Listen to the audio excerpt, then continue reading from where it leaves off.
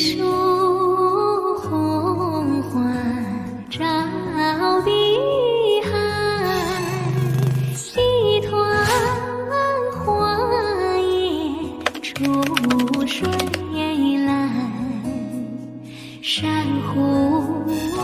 Ni naiz Daniel Bamenzel, nire ama da oinatikoa. Pentsau, Europa ja, exotikoa da eta goza asko dagoz, baina benetan ikasteko munduari buruz Txinara joan behot. Eta oin hemen gustora. Nik itzen dut Law and Society, dala zuzen bidea. Hemen Txinako zuzen bidea internazionala, ekonomikoa. Txinua esango zen 7. hizkuntza.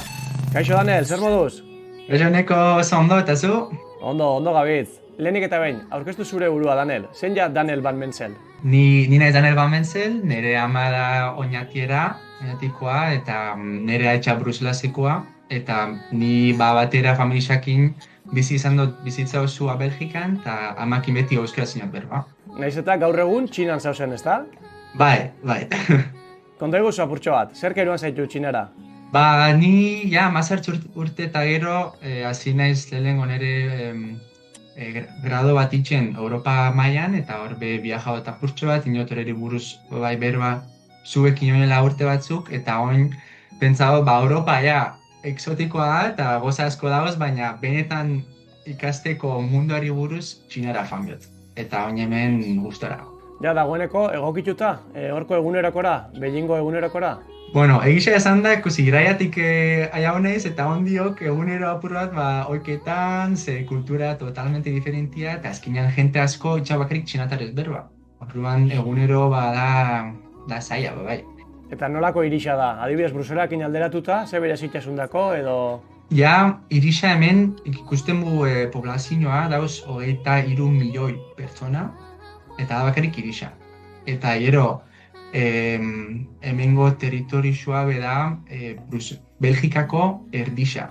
Orduan, eta Belgikako 10 milioi pertsona. Orduan, ja hemen pertsona bakarikea doblia. Orduan, ikusten bola densidadia Pekinekoa eta hirri asko Txinan da oso altua eta azkenean ikusten du edifizio asko 30 pisokoak eta jente asko bizidala oso edifizio handixan.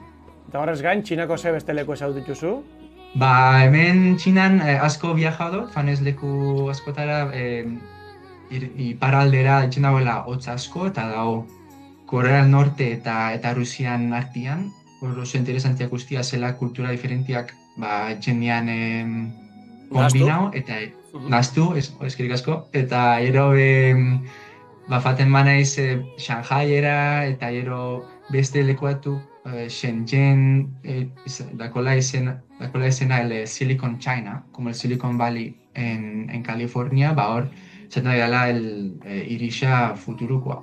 Komento dugu gainetik, baina master bat egiten zabitz, ezta? Sakondu apurtxo bat, Daniel, ze master da? Nire mastera da programa espezifikoa, dako esena Master in China Studies, eta nik itzen dut Law and Society, dala zuzen bidea. Hemen Txinako zuzen bidea internazionala, ekonomikoa, eta dia 2 urte full time denporadana Pekinen.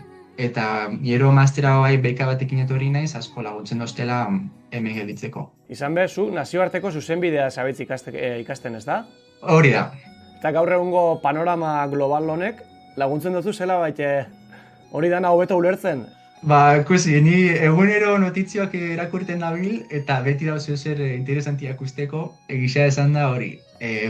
Oin ikusten zuzenbidea internazionala asko ez da errespetatzen, eta niretzako justo hori da interesantia. Orduan ikusi zelako balorria dakon zuzenbidea internazionala, azkenean lurraldeak ez bada errespetatzen. Eta zehatzago esateko, Daniel, Txinako lurra arraroetan zabitz apur bat zentrauta. Zer dira Txinako lurra arraroak?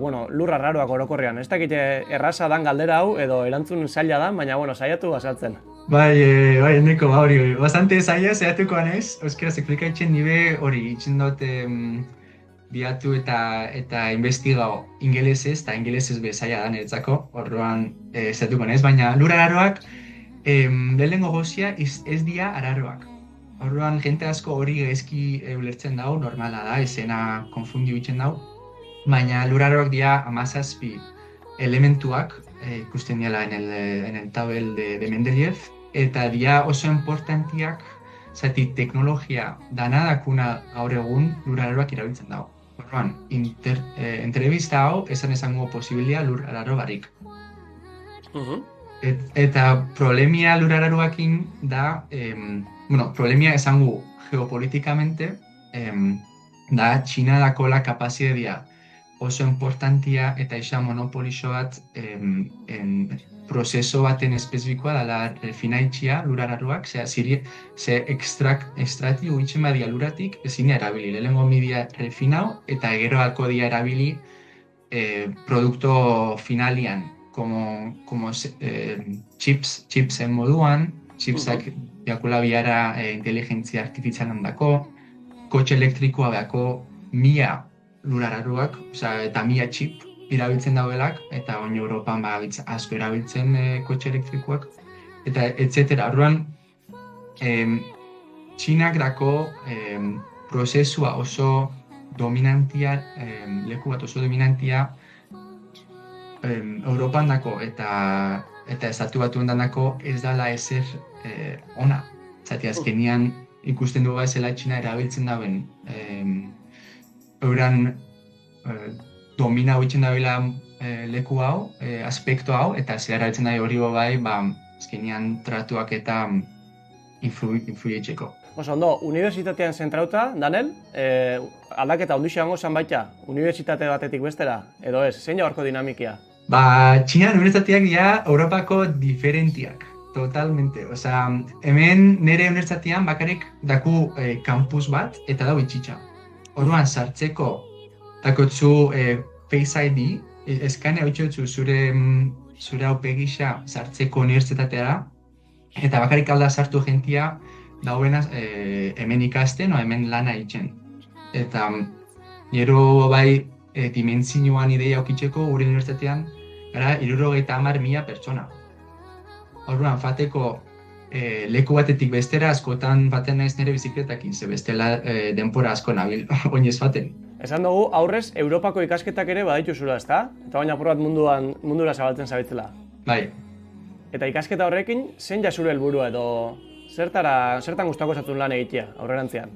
Egisa esan da, ondiok ez dakitz. Eta hori, dako etapat opzioak iraitza, egisa esan da gaur egun mundu laborala beti zaila bada, topatzeko lana, lan ona, eta inteligentzia artifizialakin bai izaten dagoei lan asko apuat desagertingo diela, orduan ikusi bihu zela konpetiu, ze topao, eta hori nik oingoz ez dakitz, nahi pentsaitzen nugal bufete baten lan itxian, nugurako neke bufete baten Txinan lan itxia o konsultoria baten ikusteko zela, esango zen konsultoria internazionala, orduan europeoa esango zen honean eretzako, ikusteko zela horrak Txinako merkatuan lana itxen dabein eta zela negozioak itxen dabein.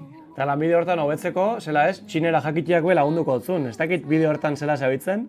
Bai, hori be, boitien xuotxo, Ni apur bat itxen dut berba, eta beti asko, eta hemen nire masteran be, da obligatorio danok garenak, ez garena txinuak ikasi miu txinatarez 4 ordu aztian.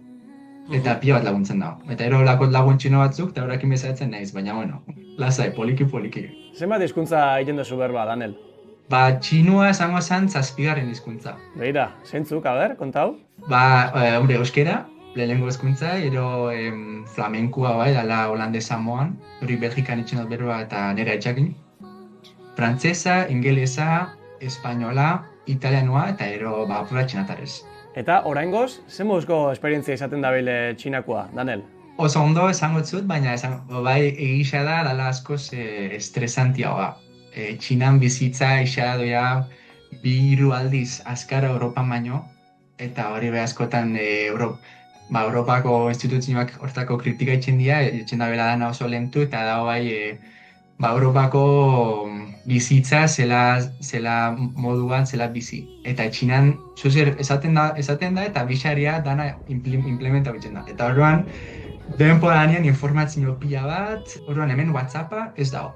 Facebook, Instagram ez dago, Google ez dago, ze hori danaz gobernuak ez dago izten nimen irabiltzen. Eta hemen dako Txinako alternatiboa, eta handixena da WeChat, dako izena. Eta WeChat, ideia muteko hori da, mensajia, Instagram, Facebook, TikTok, da dana batera. Baina gero jentia itxen dago, biznesa, itxen dago negozioak WeChaten, eta ni nire klasiak eta nire profiak bidaltzen dozte gozak WeChaten, eta lagunako bai. Eta orduan, aplikazio honetan dako beti lagunak ingeritzeko, hola nahitzeko, eta azkenean bai hori estresa egiten dago 6 inozu separa. Oso ondo, ja bukatzen goiaz, noiz arte geratuko zara hor? Ja 2 urte totalian, aia honez soinala 7-8 hilabete, osik euren gortian hogeita mazazpi arte. 2027 arte, batu. Eta hortik Bruselara itzuliko zara? Ez dakit, nire ama gura da honi voltaitxia, ez dakit ondiokan, baina bada posibilitatea. Oso ondo, mila esker, guri tartetxo hau egiteagatik, eta segi ikasten. Eskerrik asko eneko, agur! Ondo segi, gero arte! Agur!